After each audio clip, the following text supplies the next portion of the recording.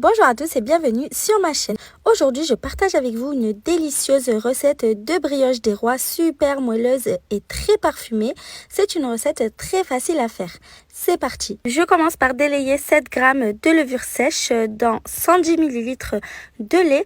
Je mélange un peu et je laisse reposer 10 minutes le temps que la levure s'active. Dans la cuve du robot, j'ajoute 350 g de farine. Je creuse un petit trou sur le côté, j'y ajoute 6 g de sel et puis je le recouvre. Le sel ne doit pas être en contact avec la levure, sinon il la tuerait et votre pâte ne gonflera pas.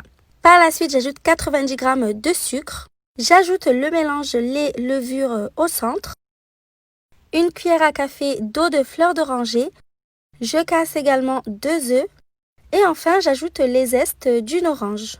Vous pouvez remplacer par des zestes de citron ou de l'arôme de vanille. Je pétris la pâte pendant 5 minutes sur vitesse 1 jusqu'à ce que la pâte se décolle des parois du bol et forme une boule. Vous pouvez évidemment très bien faire la pâte à la main. Moi, j'ai fait au robot pour gagner du temps parce que j'ai enchaîné 2 recettes de pâte levée ce jour-là. Donc ensuite, j'ajoute 100 g de beurre mou que j'ai sorti du frigo environ 2 heures avant de commencer. Je l'ajoute progressivement.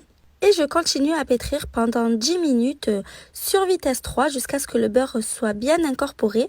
Pour plus d'idées de recettes, je vous invite à vous abonner à ma chaîne sans oublier d'activer la cloche de notification. Je publie régulièrement. À la fin, on obtient une pâte assez collante mais qui ne colle pas aux doigts. Si vous faites la recette à la main, ça peut être pratique d'être équipé d'une corne pour pouvoir rassembler la pâte qui est plutôt collante au début mais normalement après pétrissage, elle est plutôt maniable. Je rassemble la pâte au centre, je forme une boule si possible, je la recouvre et je la laisse lever 1h30 à 2h. Elle doit doubler de volume. Après repos, je parsème légèrement de farine et je dégaze la pâte. Je farine le plan de travail pour pouvoir y déposer la pâte. Comme je vous l'ai dit, elle paraît très collante, mais en réalité, elle est super maniable. Vous allez voir, elle ne colle pas du tout aux mains. À cet instant, si vous le souhaitez, vous pouvez mettre quelques fruits confits dans la pâte. Vous pouvez aussi y mettre des raisins secs. À la maison, on n'aime pas trop ça, donc j'ai préféré la faire nature. Je forme une boule avec mes mains en la façonnant ainsi jusqu'à ce qu'elle soit parfaitement ronde. Je vous rappelle que tous les ingrédients et les mesures exactes sont notés dans la description. Je plonge mon doigt dans la farine et je fais un petit trou au centre. Et puis, je vais étirer délicatement la pâte pour former une belle couronne bien ronde et régulière.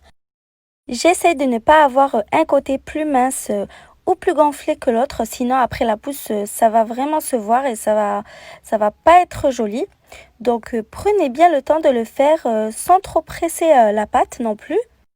Donc, je dépose la pâte sur une plaque de cuisson recouverte de papier sulfurisé.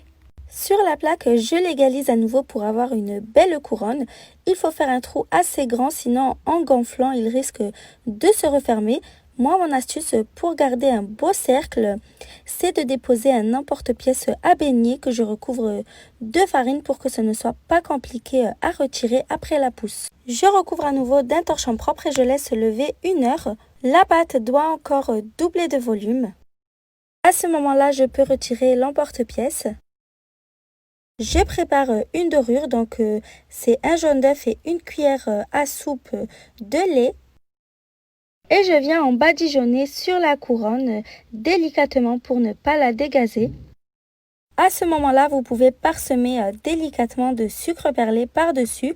Moi, j'ai préféré le faire après cuisson. Ça revient à la même chose. J'ai préchauffé le four à l'avance à 180 degrés. Et j'enfourne 20 à 25 minutes, tout dépend des fours. En attendant que la brioche cuise, je prépare un sirop d'imbibage pour la faire briller.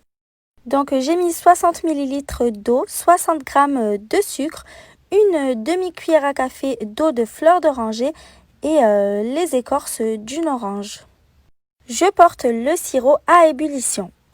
Bien sûr, c'est tout à fait facultatif, vous pouvez évidemment ignorer cette étape si vous le souhaitez. Quand c'est bouilli, je retire du feu et je laisse légèrement refroidir. La brioche a continué de gonfler dans le four, elle est vraiment énorme. Vous allez pouvoir régaler toute votre petite famille. Elle est dorée à point, donc elle est cuite, je la retire du four. Immédiatement à la sortie du four, je ne la laisse pas refroidir, je la badigeonne bien du sirop d'imbibage que j'ai préparé. Je la recouvre de sucre perlé. Bien sûr, pour la décoration, vous y allez selon vos goûts et vos envies.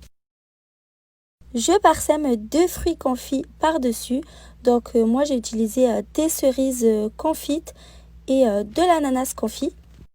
Elle est extrêmement moelleuse, comme vous pouvez le voir, avec un bon goût d'orange. C'est un pur délice. Vous devez vraiment l'essayer, je suis sûre qu'elle va beaucoup vous plaire.